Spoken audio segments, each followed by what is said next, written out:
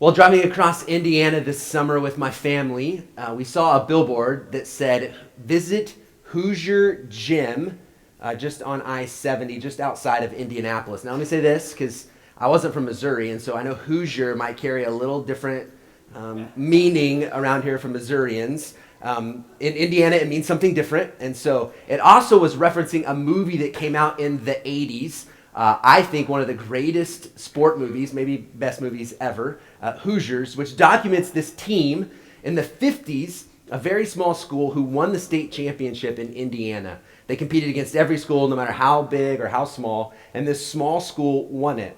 And so it's a great movie for me, and for me to be able to go see this gym, I was like, "Heather, can we please go see it?" And she's like, "Yeah, whatever, it doesn't really, it doesn't matter." I'm like, "It's only gonna add about 15 minutes, 20 minutes to our trip," and so we go and we pull up, and I'm just like, like it was like beaming. Like I was like, I cannot believe. And so this gym is actually where the movie was filmed, and it was actually where the boys played back in the 50s in this championship. And so I'm just like, "Do you guys want to go in?" And Heather's like, "Well, just run in and see what it's like." And I'm like, "All right, I'm going in." And so I go in, and when I get there, I'm like, "This is incredible. I want my family to experience this with me." And so I go out, and I'm like, "Yeah, you guys have to come in. You have to see this." And they're like, "Really?" And I'm like, "Yeah, come in." And I cannot get my son out of the car. And so I'm like, "Fine, we'll go in without you." And so I go back. I'm like, "Hey, you have to go in." And so we go in, and it's a gym still, like where people can go and practice and play. And so obviously I grab a ball, and I'm shooting around. And I think about the movie. And in the movie, there's this guy. He's the worst player on this team. He has to shoot free throws. And so he shoots what's called granny style. I don't know if you know about basketball, but normally you shoot like this, but this is a picture of a guy named Rick Barry who shot underhand, who shot granny. And so in the movie, this boy does this, so I'm like, all right, I'm in the gym, I got to shoot granny. And so I shoot granny, and it was just an unbelievable experience for me, and my family thankfully enjoyed it a little bit with me. And so we leave, and as I'm driving the rest of the way to Indianapolis, I started thinking about Rick Barry. It was the fourth greatest basketball free throw shooter in the history of the NBA. One of the only players ever to shoot granny style. And so fourth best shooting percentage. He averaged over his career 90%. So 9 out of 10 free throws he made. It's ridiculous. But he shot this way. And there's stories that Rick Barry would go to some of these other NBA guys who are horrible shooters and try and get them to shoot this way. Wilt Chamberlain, maybe you've heard of Wilt Chamberlain, who scored 100 points in a game, one of the worst free throw shooters in the history of the NBA. Rick Barry goes to him and convinces him to change the way he shoots, and he did it for a season and had the best shooting percentage of his career. Now you would think the next year he would continue to do it. He doesn't. He goes back to the way that everyone else was doing it. There's stories even in the last 20 years where he went to Shaquille O'Neal, another one of the worst free throw shooters in the history of the NBA, and said, "Let me help you. I'll help you. You will do better. There's less to go wrong when you shoot this way." And Shaquille O'Neal is quoted saying, "I would rather shoot 0% from the line than shoot like that." Okay, so this is what I want to talk to you about today. I want to talk to you about something that I believe will definitely change your relationships. Like, as much as I can guarantee it, I will guarantee you that if you will put into practice what we're going to talk about today, it will change your relationships. But it's going to be kind of like this basketball story. Like, it's up to you, right? It's always up to you. It's always up to you to put into practice what we talk about. And I think no matter your age here today, no matter if you're married or single, if you have kids or you don't, if you work in a workplace or you're at home, I believe what we're going to talk about today will radically change your relationships. And as we've said in the past, we have some difficult relationships around us, but I have hope. I do, man. I talk to a lot of you, and I know relationships are difficult. I hold on to hope for you. Because I see in the scriptures, and I see Jesus talk about the importance of relationships. At one point, he even says loving your neighbor is on the same level as loving God. That we can't say that we love God and not love people. And so we're going to have to put this into practice. And this is all people. And one of the things we're going to talk about, really the thing we're going to talk about today, I think is the hardest with the people that we're the closest to. Right, so the thing we're going to talk about today, I think, is the hardest to put into practice with those we're the closest to. So 2 weeks ago, as we started the series, we talked about how you only have today. The scriptures say to make the most of every opportunity. You don't know what tomorrow's going to look like. You don't know what next week is going to look like. If you have broken relationships, don't put off trying to reconcile and make things right. You don't know what tomorrow's going to look like. And so we make the most of every opportunity today. And then last week we talked about this idea that everyone submits. And really what that means is you look to the interest of others even more than your own interests in our relationships. And anytime you elevate your own interest above someone else, that is a recipe for disaster in your relationships. And so today I'm going to encourage you to use your words. Today, if you want to see some of these complicated relationships be a little less complicated, if you want to uncomplicate them, you're going to have to use your words. Now, this may be a reminder to many of you today. So you maybe hear some of these things that I say, and you might be like, yeah, I remember that, and that's a good reminder, and I'm going to put those back into practice. Maybe it's a helpful message to some of you that you've never heard this before. And this is a message that I know not everyone in here is a follower of Jesus. Some of you are here investigating and figuring this out. This is a message for all of us. I think this is applicable to everyone in the room because we all understand the power of words. We all understand the power of words. And we all have experienced it. We've experienced these life-giving words that people speak into us.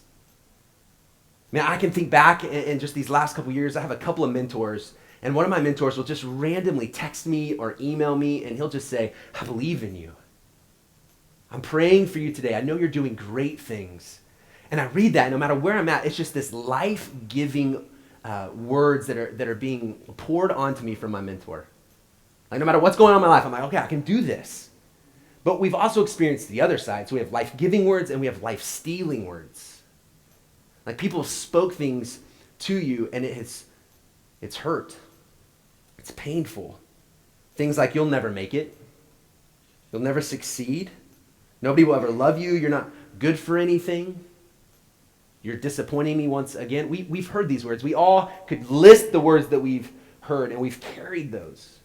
So we know that words are powerful and that other people's words have either shaped us or wounded us. They've shaped you in a positive way or they have wounded you. We know this. However, even though we've experienced that, I think we often fail to remember that our words do the same thing. That when you speak, those same things are happening. So your words matter. I don't think you would disagree with me on that. These are words that are spoken to another person, about another person. This includes what we put on social media. Your words matter. Just in the last couple years, this young girl found this out in a horrible way. She was in her 20s.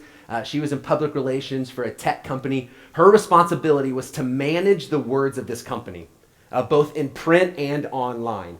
She was traveling from the United States to see family in South Africa. And she was in London about to board a flight, an 11-hour flight, and she tweeted out a message. Now, if you don't know what tweet is, it's a way of posting something online where your followers see it. And then those followers can then retweet it, repost it where other people see it. And so she posted a tweet, a very racist, a very privileged, insensitive tweet. Less than 140 characters. She boards her plane, she shuts off her phone, and she goes on an 11-hour flight to South Africa. What she doesn't realize is while she's in the air, this tweet has been shared and shared and shared about 4,000 times. She had 170 followers, but now tens of thousands of people have seen this tweet that she tweeted out. She lands in South Africa, and she does what any of us have done if you have a cell phone and you land. You immediately turn on your phone, and you see any messages, you see who's called you, and the first message she has is from a friend from high school she hasn't seen in a long time that simply says, I'm so sorry for what's happening to you right now. That's the first thing she sees. The next thing she sees is a text from one of her best friends that says, call me as soon as possible. And so she calls her, and her friend tells her that her name is the #1 trending thing in the world. That means there's not anything that's being talked about more than her. Less than 140 characters, a couple of sentences get spread. And in a moment, her life is changed. She loses her job. She loses her safety. She begins to receive threats. Her family, who had been fighting for racial equality in South Africa, now are worried about their name being ruined because she's connected to this young girl. In a moment, she speaks words, and it changes her life forever. Our words matter. So what about you? How are the words that you are using shaping your story? How are they shaping your marriage, your kids, your workplace, your neighborhood, our community? How's it shaping your future? The words that you choose to use. I want to encourage you to choose wisely. Now, you may never say anything that goes public like this. I pray that I never do. That I never become a trending topic on anything. I'm fine that never happening. But that doesn't mean that your words don't matter, and that they don't carry meaning. And you have some complicated relationships. And so as we go through this, begin to think about those relationships that are complicated and begin to ask yourself, okay, how could my words impact and influence that relationship? We're going to jump into Ephesians. We've been in Ephesians this whole time. This guy named Paul, who was a real guy who began following Jesus after persecuting other Christians. He writes these letters back to other followers of Jesus. And so he's writing to a group that's in modern day Turkey. And what he's trying to help them do is to connect what they believe with how they behave. So if they believe something, it should impact how they behave. And so there's a lot about relationships. We've been here the last couple weeks, and we're going to jump in there again. And when I think about this message, I think this is almost like God's filtration system for us, right? I've shared about my fish that we've killed. We're on number 4, and he's still doing all right.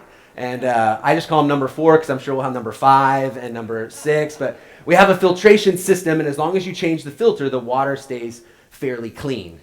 And so I feel like Paul is writing almost this filter for us. And many of you, myself included at times, we don't have much of a filter when it comes to what we say. If you think it, you say it, and I want to challenge you on that. And we're going to look at what Paul has to say about it. Ephesians 4:29. If you don't have a Bible, there should be one around you. If there's not one right by you, ask for someone to give you one. I'd love for you to look at that. That's our gift to you. You can take that.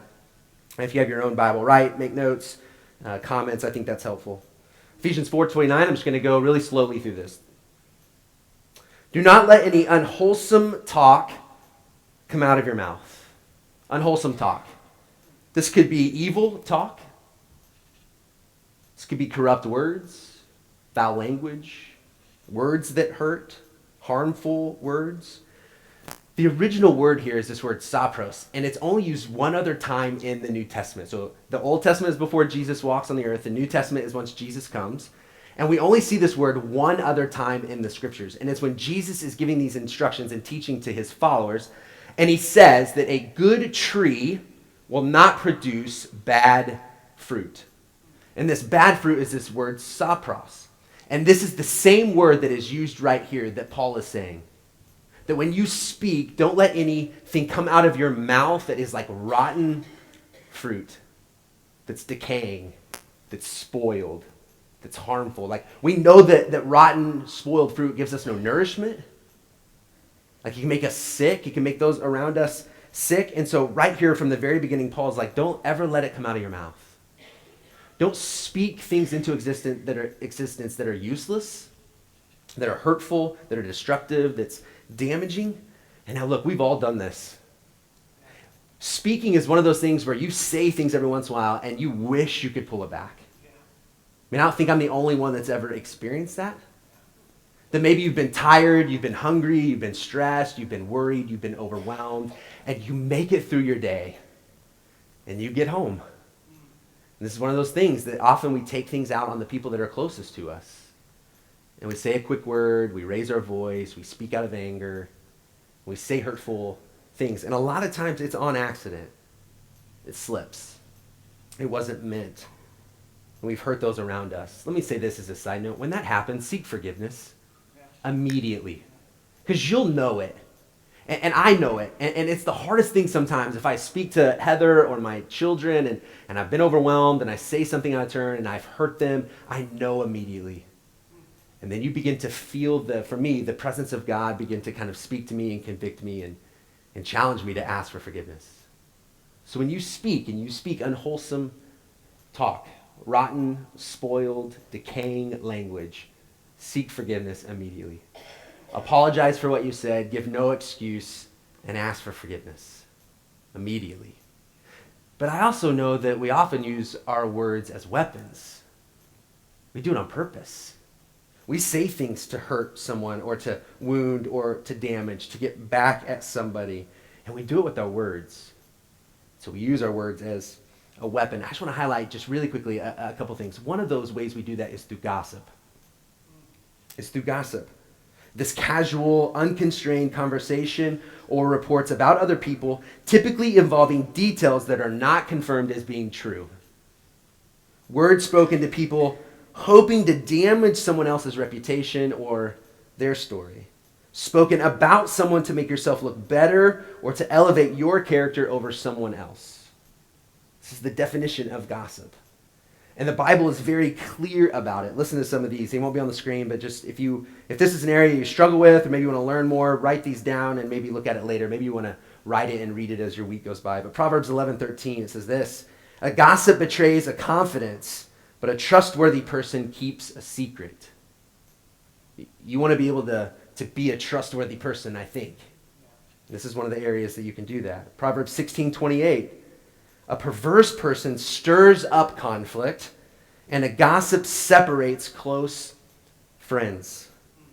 Proverbs 26:20. "Without wood, a fire goes out.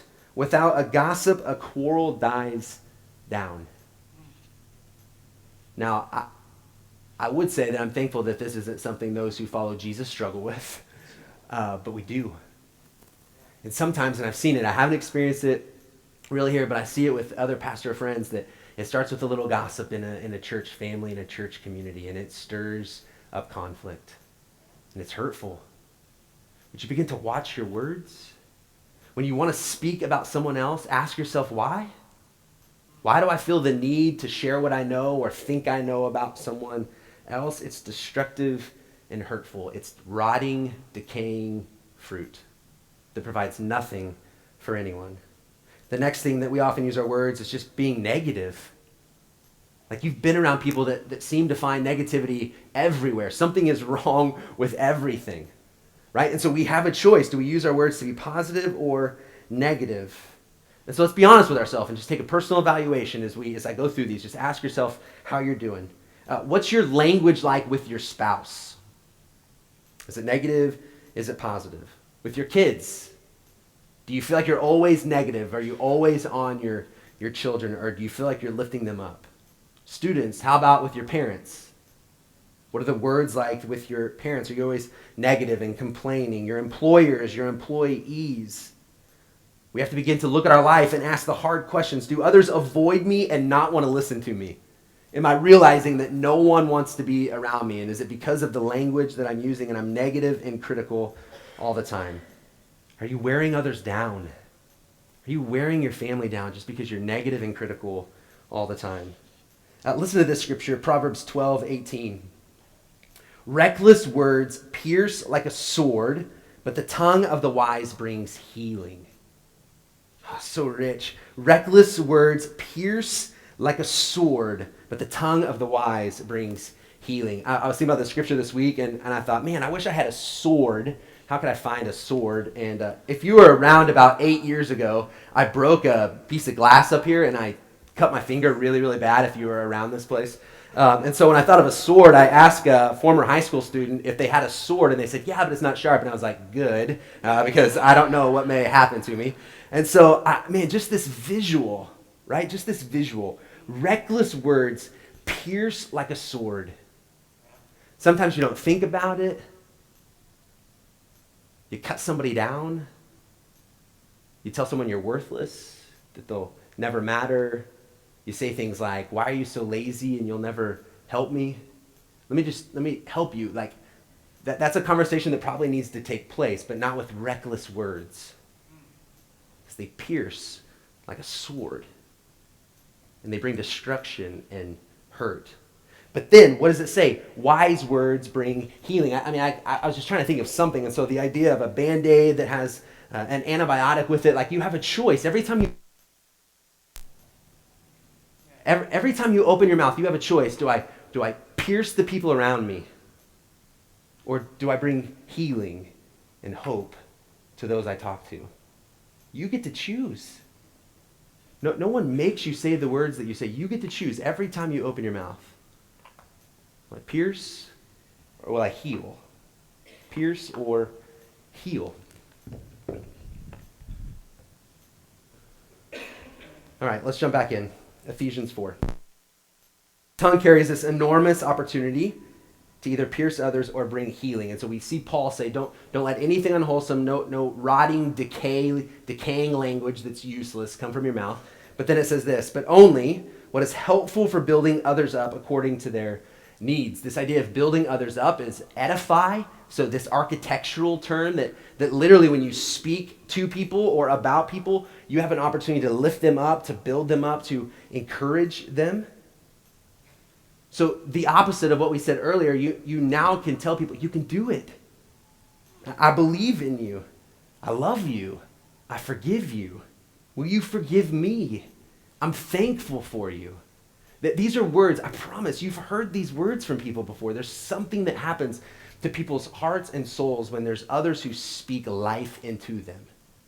When you build someone up.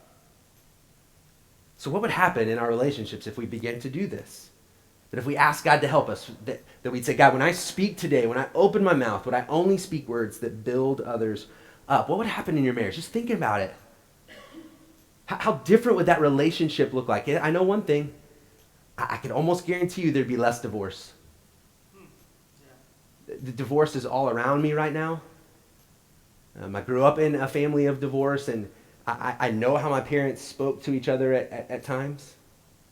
I've seen it, whether it's siblings or whatever it is. Oftentimes I talk to people, it comes down to this. How do you speak to one another? Do you build one another up? What would happen to your kids' hearts? Whether they're 2 or 22, what would happen to their hearts if you spoke words of life into them? That you told them that you believed in them, that you encouraged them. Like not this fake, like you can do whatever you want, because that's probably not true. And so like let's be realistic, but let's tell our children how much we care about them and that we're proud of them. I'm coaching my 6-year-old son's soccer team, and we're not really good yet. But the very first practice, I told my boys, we're probably going to lose a lot this year. I just told them, we're probably going to lose a lot this year. But after every game, after every practicing game, I just tell them, I'm proud of you. I'm so thankful that you did your best. I had fun watching you play. Like we've all experienced the sports world. We've all experienced coaches that don't build their players up. And so I have an option, and you have an option to speak life into your kids. And we all know that you could have 1,000 positive things said about you. It only takes one to defeat those others. And your kids are going to hear those one comment often. So build them up as much as you can. That way when they take a hit, when someone pierces them with a sword, you've been giving these wise words that are healing to their hearts and their souls. What would happen at your workplace? What would happen at school? What would happen, students? What would happen with your friends? You know how brutal teenagers can be. What if you weren't like that? What if you spoke words of encouragement to those people around you?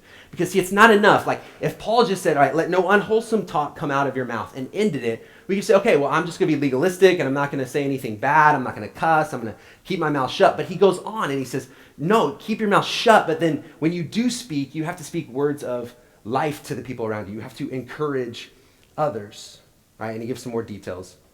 Do not let any unwholesome talk come out of your mouths, but only what is helpful for building others up according to their needs, that it may benefit those who listen.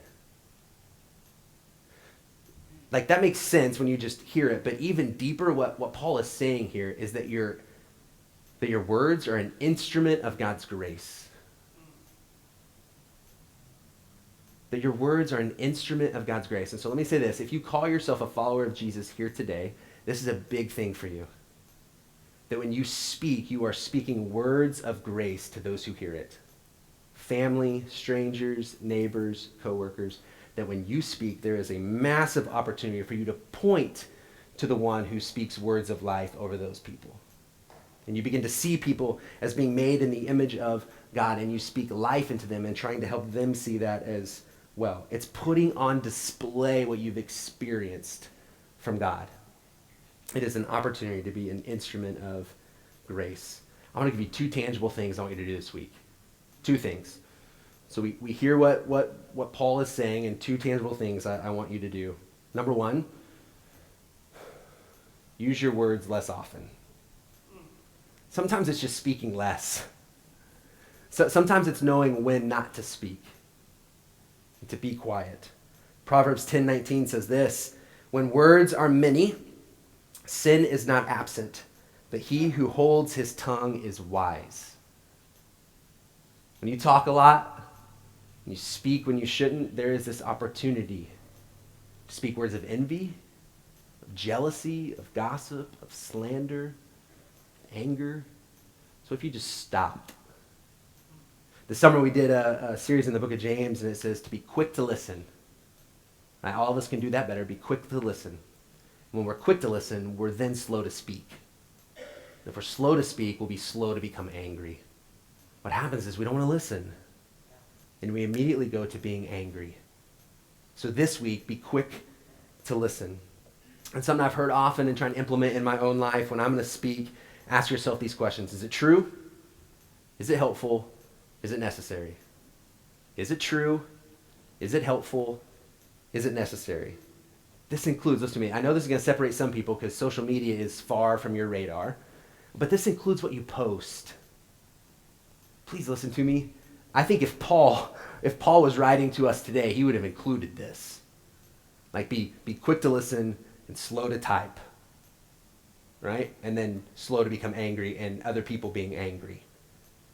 Be slow to post. Is it worth it? I mean, do you understand that everyone can read that?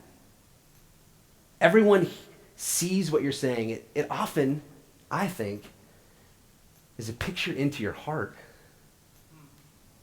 It's a picture into your heart. I think we feel a little freedom when it's on social media. But what if you understood that that was also an opportunity to be an instrument of grace? So when you post, just be wise. Don't use the sword even on social media. You use words that bring healing, especially as we head into this political, difficult world that we're heading into. While everyone else is tearing everybody up, what if those who follow Jesus lived differently, even on social media? So use your words less often. And then, as Paul was saying, use your words to meet a need.